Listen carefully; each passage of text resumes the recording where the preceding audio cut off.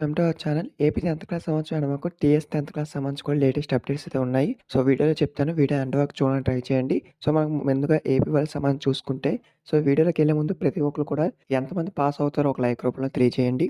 So, ఇక్కడ చూసుకుంటే గనక మీకు చూడండి. సో, మీకు ఏ సబ్జెక్ట్ డౌట్ ఉందో ఆ యొక్క సబ్జెక్ట్‌ని కూడా కామెంట్ చేయండి. ఇక్కడ చూస్తే మనకు అప్డేట్ కూడా ఇచ్చారు. ప్రశాంతంగా 10థ్ వాల్యుయేషన్ అనేది మనకి ఇవ్వడం జరిగింది. సో, మెయిన్‌గా ఇక్కడ ఈ పోర్టల్‌లో చూడండి మనకి ఇక్కడ చూడండి. ఈ నెల మనకు 9వ తేదీ వరకైతే ఒక స్పాట్ వాల్యుయేషన్ అయితే ఉంటుందన్నారు. సో, టోటల్ మనం చూసుకుంటే సుమారు 20,000కి పైగా పేపర్‌లయితే మనకు వాల్యుయేషన్ అయితే పూర్తయిపోయిందని ఆల్రెడీ చెప్పారనమాట.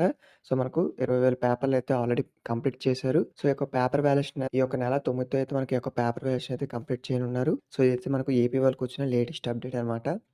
సో, ఒక్కొక్క సబ్జెక్ట్‌కి మనకు ఎంతమంది టీచర్లు పేపర్ వాల్యుయేషన్ చేస్తున్నారనేది ఇక్కడ టోటల్‌గా ఇచ్చారు. అంతకు మించి ఇవ్వలేదు. సో, ఇప్పుడు మనం టీఎస్ వాళ్ళ సంబంధించి చూసుకుంటే చూడండి. నెలాఖరులో ఎస్ఎస్‌సి ఫలితాలు అనేది మనకిచ్చారు. సో, కొనసాగుతున్న మూల్యాంకనం అనేది ఇవ్వడం జరిగింది. సో, రాష్ట్రంలో మనకు మార్చి 21 నుంచి అయితే ఈ యొక్క పరీక్షలు ప్రారంభమయ్యాయి. వీటికి సంబంధించి మనకు ఫలితాలనైతే చూడండి పేపర్ వాల్యుయేషన్ కూడా ఆల్రెడీ స్టార్ట్ చేసి అది సాగుతుంది. సుమారు మనకు 19 సెంటర్‌ల యొక్క స్పాట్ వాల్యుయేషన్ అయితే కండక్ట్ చేస్తున్నారు.